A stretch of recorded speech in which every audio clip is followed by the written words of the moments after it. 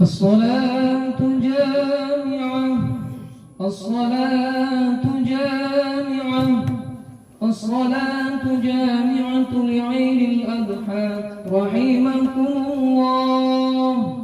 الصلاة لا إله إلا الله.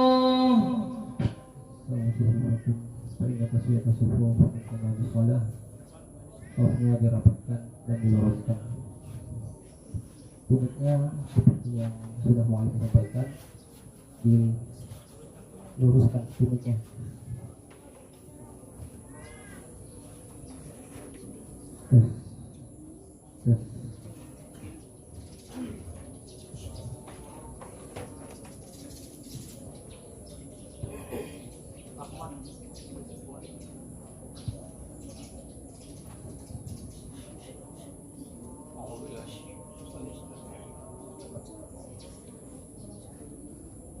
الله أكبر.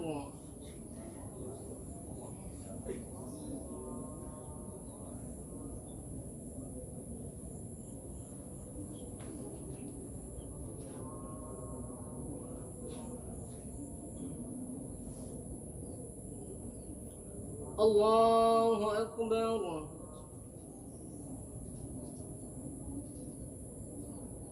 الله أكبر.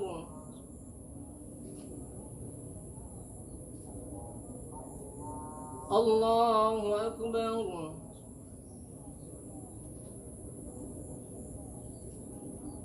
الله أكبر.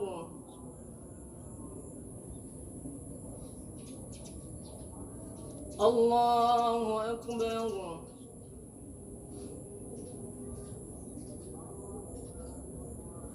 الله أكبر.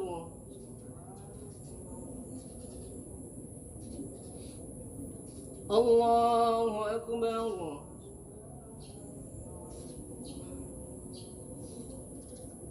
بسم الله الرحمن الرحيم. الحمد لله رب العالمين، الرحمن الرحيم، مالك يوم الدين، إياك نعبد وإياك نستعين،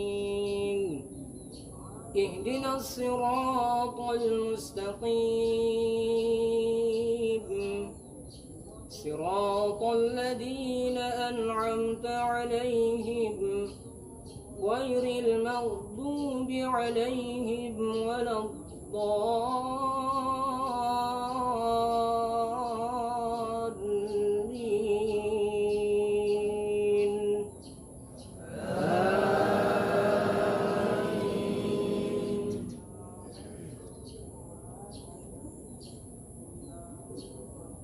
وإن من شيعته لإبراهيم إذ جاء ربه بقلب سليم، إذ قال لأبيه وقومه ماذا تعبدون أئفكا آلهة دون الله تريدون فما ظنكم برب العالمين. فنظر نظرة في النجوم فقال إني سقيم، فتولوا عنه مدبرين. الله أكبر.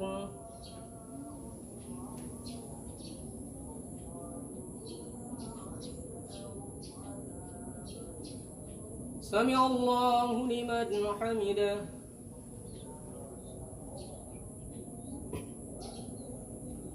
الله أكبر.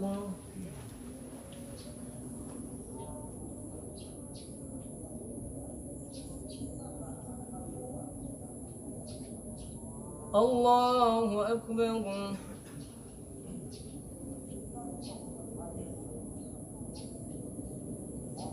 الله أكبر.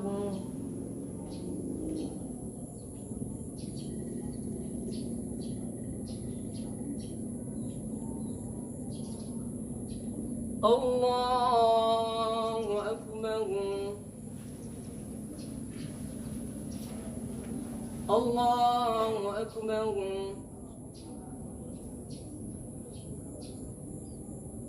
الله أكبر.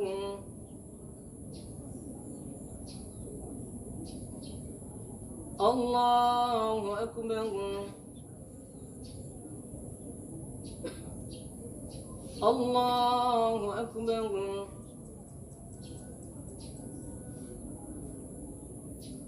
الله أكبر.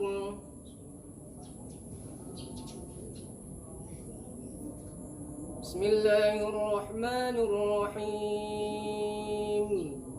الحمد لله رب العالمين. الرحمن الرحيم. مالك يوم الدين.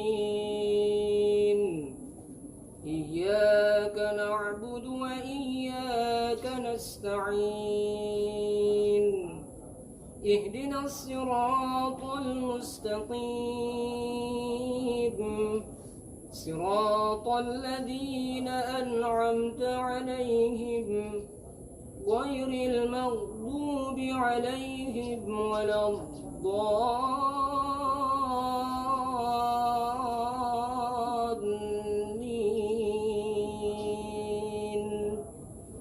آمين.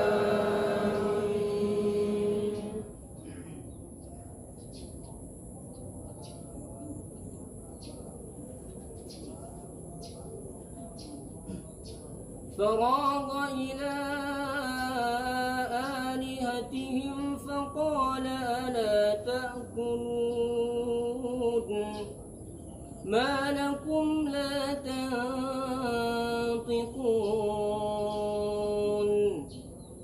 فراغ عليهم ضربا باليمين فأقبلوا إليه يزفون.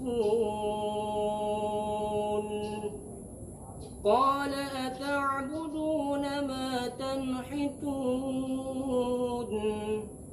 والله خلقكم وما تعملون. الله أكبر.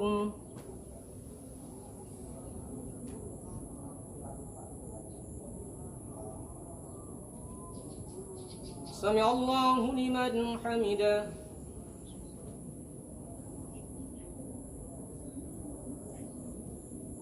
الله أكبر.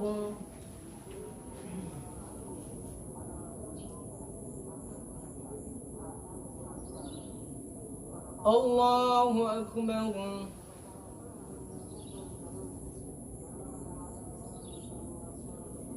الله أكبر.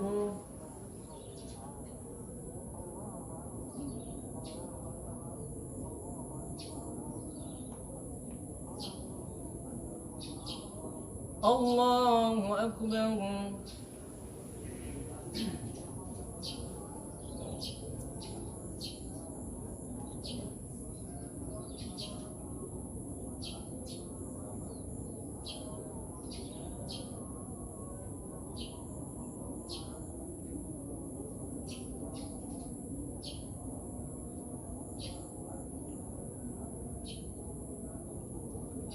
السلام عليكم ورحمة الله.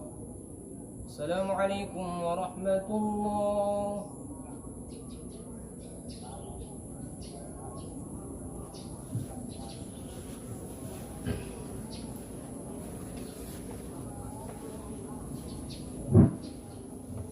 Assalamualaikum warahmatullahi wabarakatuh. لله كثيرا وسبحان الله بكرة وأصيلا لا إله إلا الله والله أكبر الله أكبر ولله الحمد الحمد لله الحمد لله الذي أنعم نعما كثيرة والصلاة والسلام على سيدنا محمد وعلى آله وأصحابه أجمعين أشهد أن لا إله إلا الله وحده لا شريك له وأشهد أن سيدنا محمدا عبده ورسوله الذي لا نبي بعده اللهم صل وسلم وبارك على سيدنا محمد وعلى آل سيدنا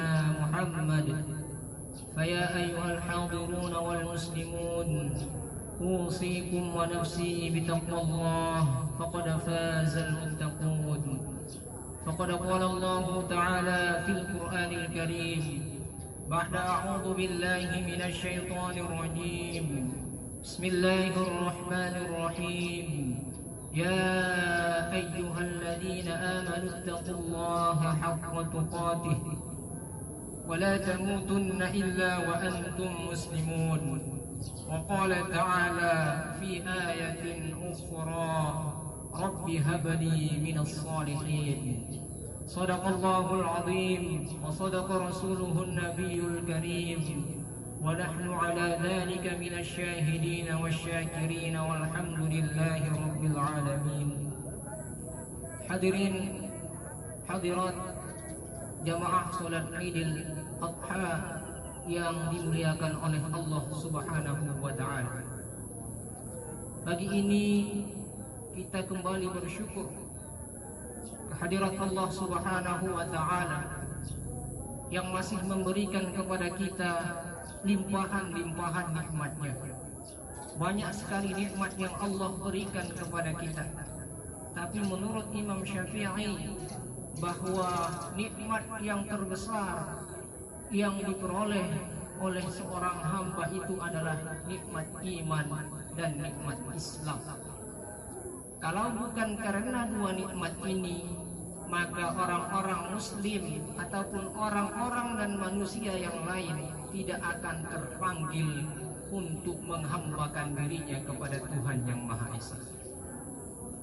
Selanjutnya salawat dan salam kita sampaikan kepada baginda Nabi Muhammad sallallahu alaihi wasallam. Allahumma salli wa sallim wa barik ala sayyidina Muhammad wa ala ali sayyidina Muhammad. Di dalam kitab Mukhtarul Ahaditsin Nabawiyah disebutkan ada satu hadis Nabi yang berbunyi Al-bakhilu man dzukirtu indahu wa lam yusalli alaihi. Di antara orang-orang yang kikir itu, di antara orang-orang yang pelit itu adalah orang-orang yang ketika mendengarkan namaku disebutkan tapi dia tidak mau membacakan sholawat kepadaku. Itu adalah hadis Nabi Muhammad sallallahu alaihi wasallam. Maka kita sangat dianjurkan untuk membacakan sholawat kepada Nabi Muhammad sallallahu alaihi wasallam, terutama setiap kali kita mendengar nama Nabi Muhammad disebutkan. Hadirin hadirat jamaah salat Id yang dimuliakan oleh Allah Subhanahu wa taala. Dari atas mimbar yang sederhana ini, khatib mengajak kita sekalian agar selalu meningkatkan iman dan takwa kita kepada Allah Subhanahu wa taala. Karena yakinilah dengan modal keimanan, dengan modal ketakwaan, apapun problematika yang kita hadapi di dalam kehidupan ini, maka akan ada jalan keluar dan solusi dari Allah Subhanahu wa taala. Allah berfirman dalam surah At-Talaq, "Wa may yattaqillaha yaj'al lahu makhraja." Siapa yang bertakwa kepada Allah, Allah akan berikan kepadanya solusi. Ayat selanjutnya Allah berfirman, "Wa may yattaqillaha yaj'al lahu min amrihi yusra." Siapa yang bertakwa kepada Allah, Allah akan jadikan masalahnya terasa menjadi mudah. Ma'asyiral muslimin wal muslimat, jamaah salat Idul Adha yang dirahmati Allah Subhanahu wa taala.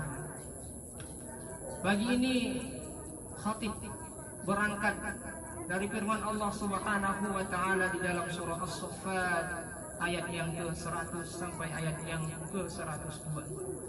Rabbi habli minas salihin fabasyarnahu bigulamin halim. Falamma balagha ma'ahu as-sa'ya qala ya bunayya inni ara fil manami anni adbahuka fanzur madza tara. Qala ya abati if'al ma tu'mar satajiduni insya'allahu minas sabirin. Rabbi habli minas salihin, Tuhanku, habli, berikanlah kepadaku, anugerahkanlah kepadaku minas salihin, di antara anak-anak yang soleh. Fabasyarnahu, lalu kami beri kabar gembira kepadanya, bigulamin halim, dengan seorang anak yang sangat penyabar. Falamma balagha ma'ahu sa'ya, maka tatkala umurnya telah sampai bisa berusaha dengannya, bisa berjalan dengannya, qala ya bunayya, dia berkata, wahai anakku, inni ara fil manam, sesungguhnya aku melihat di dalam mimpi, anni azbahuka, bahwa saya azbahuka akan menyembelihmu. Fanzur, maka pikirkanlah, madza tara, bagaimana pendapatmu. Qala ya abati if'al ma tu'mar, lalu dia berkata, wahai ayahku, if'al ma tu'mar, lakukanlah tentang perintah yang disuruh itu. Satajiduni, maka engkau akan mendapatiku minas sabirin, di antara orang-orang yang bersabar. Surah As-Saffat ayat yang 100 sampai ayat 102. Ma'asyiral muslimin wal muslimat, jamaah salat Id yang dirahmati oleh Allah Subhanahu wa taala. Dari kutipan ayat yang singkat ini, sebenarnya banyak sekali pesan-pesan yang bisa kita petik dari ayat yang 3 tadi. Akan tetapi khatib hanya ingin menyampaikan beberapa saja di antara pesan-pesan yang kita bisa petik dari ayat tersebut. Yang pertama adalah Rabbi habali minas salihin. Ayat ini merupakan penggalan daripada doa Nabi Ibrahim alaihissalam kepada Allah Subhanahu wa taala. Karena Nabi Ibrahim alaihissalam sudah hidup lama, tapi Allah Subhanahu wa taala belum memberikan karunia anak kepada Ibrahim alaihissalam. Di dalam satu riwayat dijelaskan bahwa Nabi Ibrahim sampai umur 85 tahun belum mendapatkan seorang anak pun dari istrinya. Maka dalam jangka waktu yang sekian lama, Nabi Ibrahim alaihissalam tidak pernah putus berdoa kepada Allah Subhanahu wa taala. Terus berdoa, terus berdoa, terus berdoa dan berdoa. Ini pelajaran penting juga bagi kita, bahwa sekelas Nabi saja pun sampai puluhan tahun Allah Subhanahu wa taala baru mengabulkan doanya. Kita yang hanya manusia biasa saja minta supaya doa kita cepat dikabulkan. Kemudian terkadang kita merasa bosan dan kewalahan untuk berdoa karena doa kita mungkin belum dikabulkan oleh Allah Subhanahu wa taala. Maka bayangkan Nabi Ibrahim alaihissalam berdoa sampai umurnya 85 tahun. Baru di umur yang ke-86 tahunlah Allah Subhanahu wa taala menganugerahkan seorang anak kepada Nabi Ibrahim. Itulah Ismail alaihissalam. Bapak Ibu hadirin wal hadirat jamaah salat Id yang dimuliakan oleh Allah Subhanahu wa taala. Pelajaran yang kedua yang bisa kita petik daripada doa tersebut adalah bahwa Ibrahim tidak minta kepada Allah supaya anaknya menjadi sukses. Nabi Ibrahim enggak minta kepada Allah supaya anaknya menjadi kaya. Nabi Ibrahim tidak minta kepada Allah supaya anaknya menjadi orang-orang yang terpandang. Nabi Ibrahim tidak minta kepada Allah supaya anaknya menjadi suatu pejabat di instansi-instansi yang tinggi. Tapi hanya satu yang Nabi Ibrahim minta, habli minas sholihin, anugerahkanlah ya Allah kepadaku anak-anak yang soleh. Bukan anak-anak yang kaya, bukan anak-anak yang sukses, bukan anak-anak yang menjabat di instansi-instansi yang tinggi. Akan tetapi Nabi Ibrahim hanya minta kepada Allah supaya dianugerahkan seorang anak, dan anaknya itu berupa anak yang soleh. Lalu muncul pertanyaan, kenapa Ibrahim minta kepada Allah anak-anak yang soleh, bukan anak-anak yang kaya, bukan anak-anak yang pintar, bukan anak-anak yang sukses nantinya? Maka jawabannya adalah salah satunya seperti hadis dari Nabi Muhammad SAW yang berbunyi, idza mata insan, dalam satu riwayat dijelaskan, idza mata ibnu Adam in qata'a amaluhu illa min salas, shadaqatin jariyah wa ilmin yantafi'u bih wa waladin shalihin yad'u lah. Apabila manusia itu meninggal dunia, maka seluruh amalannya akan terputus. Sholat tidak bisa lagi, puasa tidak bisa lagi, bersedekah tidak bisa lagi, membantu orang lain tidak bisa lagi. Amalan kita semuanya terputus. Illa min salas, kecuali kita masih punya 3 investasi lagi. Yang pertama, sedekatin jariyah, sedekah yang ikhlas, yang terus mengalir pahalanya. Wa ilmin yantafi'u bih, ilmu pengetahuan yang bermanfaat yang pernah kita ajarkan kepada orang-orang yang masih hidup. Dan yang terakhir, wa waladin sholihin yad'ulah, anak-anak yang salih yang mendoakannya. Maka salah satu di antara penyebab kenapa Ibrahim alaihissalam meminta kepada Allah Subhanahu wa taala supaya dianugerahkan anak yang soleh, sekalipun nanti Ibrahim meninggal ataupun orang tua kita meninggal, maka orang tua kita masih punya aset dan investasi di dunia yang masih terus bisa mengalirkan pahala dan amalan kepada orang tua kita yang telah terdahulu mendahului kita. Ma'asyiral muslimin wal muslimat, jamaah salat Idul Adha yang dirahmati oleh Allah Subhanahu wa taala. Kemudian timbul lagi pertanyaan, apakah ciri-ciri anak yang soleh tersebut? Di dalam penggalan ayat tadi dijelaskan bahwa salah satu indikator anak yang soleh itu adalah dia terlebih dahulu mendahulukan perintah Tuhan daripada perintah-perintah makhluk. Maka dalam ayat tadi dijelaskan falamma balagha ma'ahu sa'ya. Ada beberapa pendapat tentang arti daripada penggalan ayat ini. Ada yang mengatakan ketika umur Ismail sudah bisa ikut berjalan membantu ayahnya. Riwayat lain mengatakan bahwa Ismail sudah beranjak remaja. Tapi di dalam tafsir Ibnu Katsir dijelaskan bahwa umur Ismail ketika itu adalah as-salisata asyar, 13 tahun. 13 tahunlah ketika Nabi Ismail alaihi salam diminta oleh Ibrahim melalui wahyu yang didapatinya dari Allah Subhanahu wa taala di dalam mimpinya untuk disembelih. Coba bayangkan, anak-anak 13 tahun, kelas 1 sanawiyah, kelas 1 SMP, sampai segitunya mau dan taat terhadap terhadap perintah dari orang tua berupa wahyu dari Allah Subhanahu wa taala.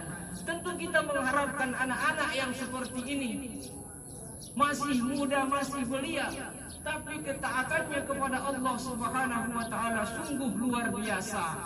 Maka tentu di belakang ini banyak sekali alasan-alasan dan latar belakang kenapa Nabi Ismail alaihissalam bisa seperti ini.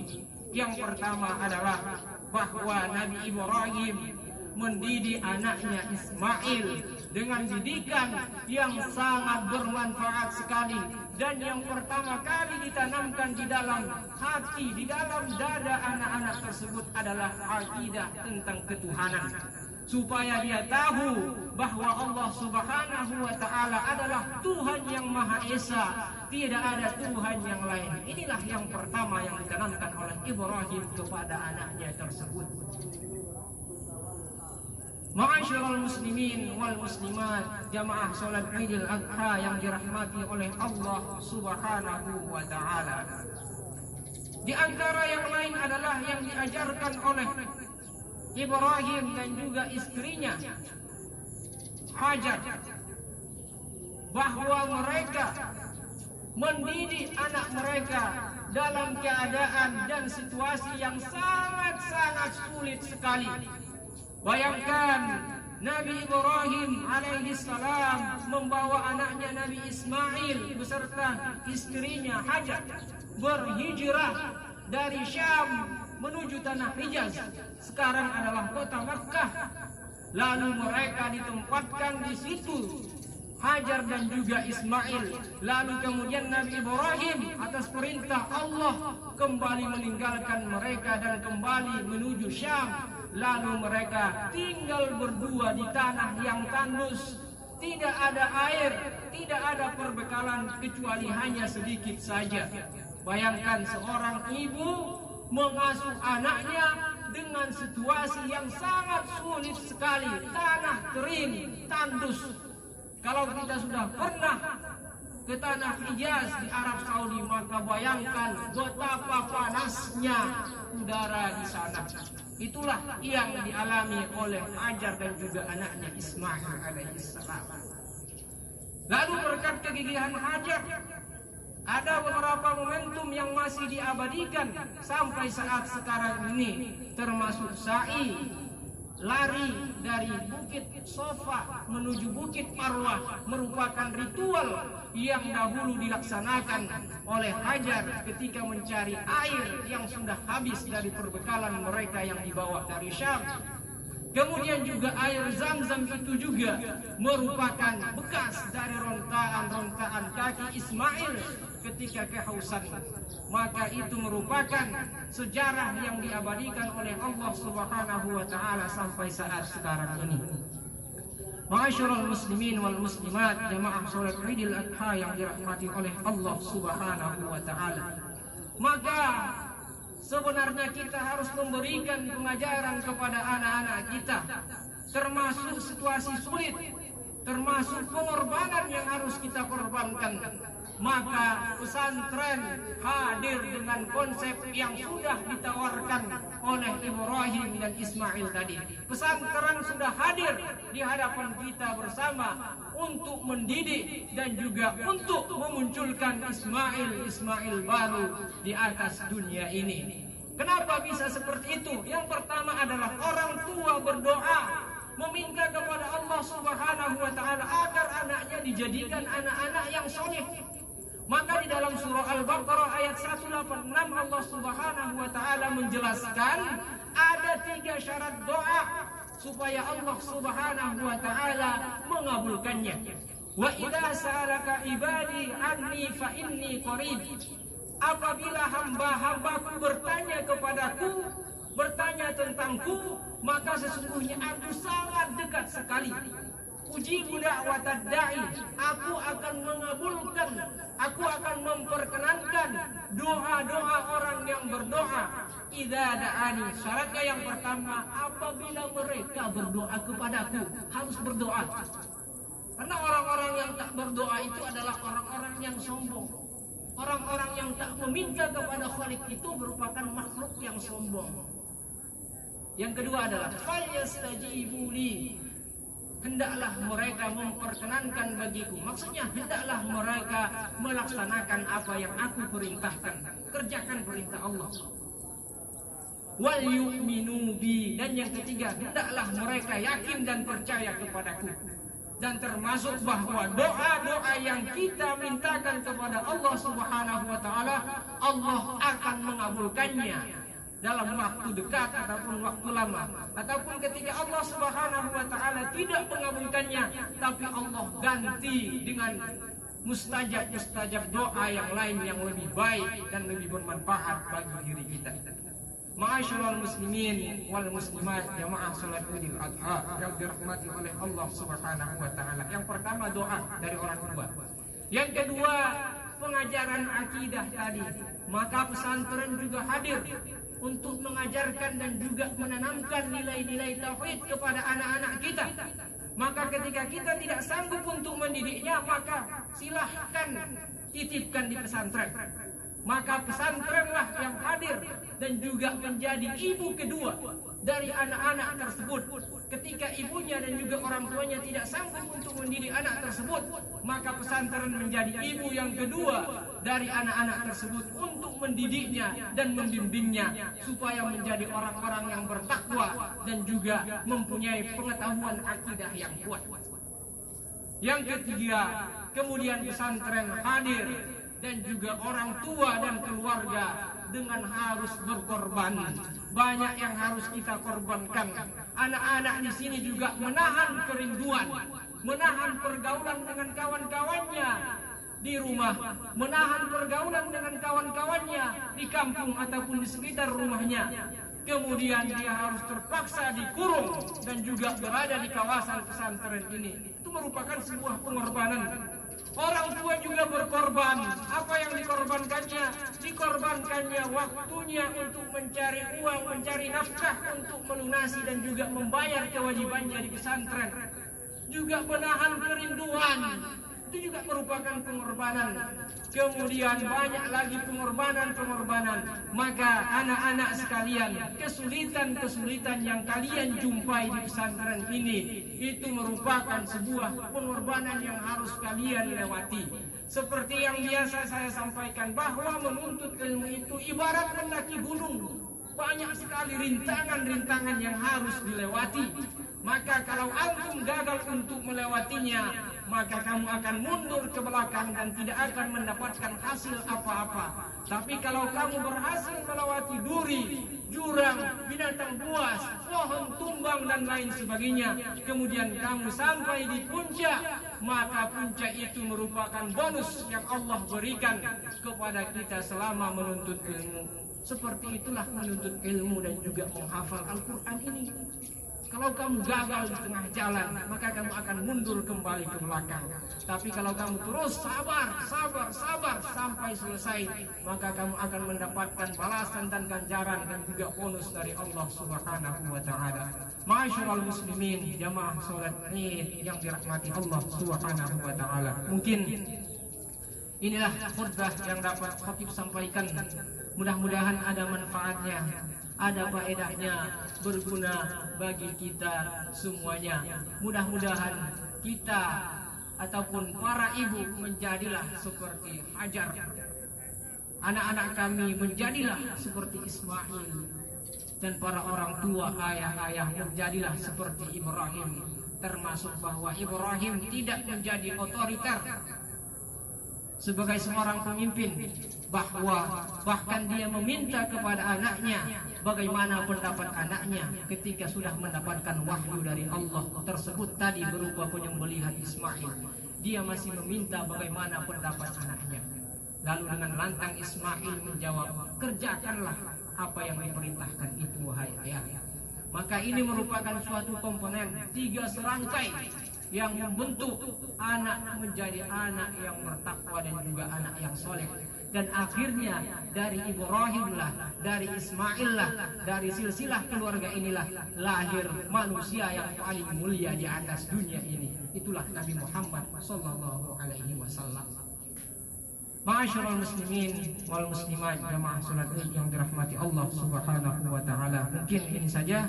Barakallahu li wa lakum fil Qur'anil Karim wa nafa'ani wa iyyakum bima fihi minal ayati wal dzikril hakim wa taqabbala minni wa minkum tilawatah innahu huwas samiul alim.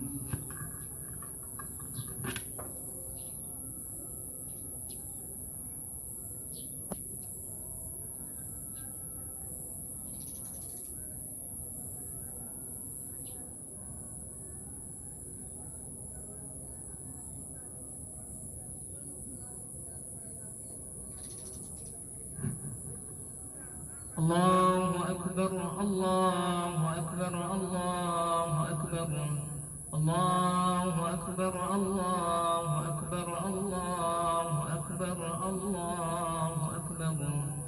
La ilaha illallah, wallahu akbar, Allahu akbar, walillahil hamd. Alhamdulillah hamdan katsiran kama amar. Asyhadu an la ilaha illallah wahdahu la syarika lah irghaman liman jahada bihi wa kafar. Wa asyhadu anna sayyidana Muhammadan abduhu wa rasuluhu sayyidul khalaiqi wal bashar. Allahumma salli wa sallim wa barik ala sayyidina Muhammad wa ala alihi wa ashabihi masabihil qurar. فيا أيها الحاضرون والمسلمون أوصيكم ونفسي بتقوى الله فقد فاز المتقون. فقد قال الله تعالى في القرآن الكريم بعد أعوذ بالله من الشيطان الرجيم بسم الله الرحمن الرحيم يا أيها الذين آمنوا اتقوا الله حق تقاته ولا تموتن إلا وأنتم مسلمون واعلموا أن الله تعالى أمركم بأمر بدأ فيه بنفسه وثنى بملائكته المسبحة بقدسه فقال تعالى مخبرا وأميرا إن الله وملائكته يصلون على النبي يا أيها الذين آمنوا صلوا عليه وسلموا تسليما. ورضى اللهم عن الخلفاء الراشدين سيدنا أبي بكر وعمر وعثمان وعلي وعلى بقية الصحابة والتابعين وتابع التابعين ومن تبعهم بإحسان إلى يوم الدين وعلينا معهم برحمتك يا أرحم الراحمين. اللهم اغفر لنا وللمسلمين والمسلمات والمؤمنين والمؤمنات الأحياء منهم والأموات إنك سميع قريب مجيب الدعوات آمين يا قاضي الحاجات. اللهم اجعل هذا جمعا مرحوما وتفرقنا من بعد هذا تفرقا مباركا معصوما. اللهم حفظ أبناءنا القرآن واجعلهم من أهل القرآن وأقر أعيننا بهم يوم القيامة برحمتك يا أرحم الراحمين.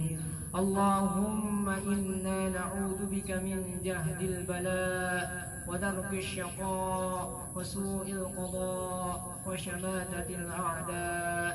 ربنا آتنا في الدنيا حسنة وفي الآخرة حسنة وقنا عذاب النار. عباد الله إن الله يأمر بالعدل والإحسان وإيتاء ذي القربى وينهى عن الفحشاء والمنكر والبغي يعظكم لعلكم تذكرون.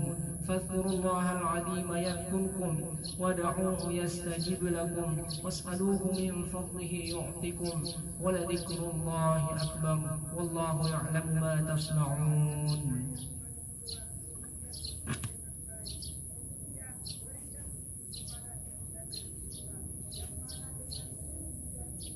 Mungkin dilanjutkan dengan acara salam-salaman, dipersilahkan kepada kawannya, kepada para guru dan juga para orang tua yang hadir dan termasuk kepada pembina untuk pesantren Tahfiz Al-Habibi. Kepada anak-anak kami dipersilahkan.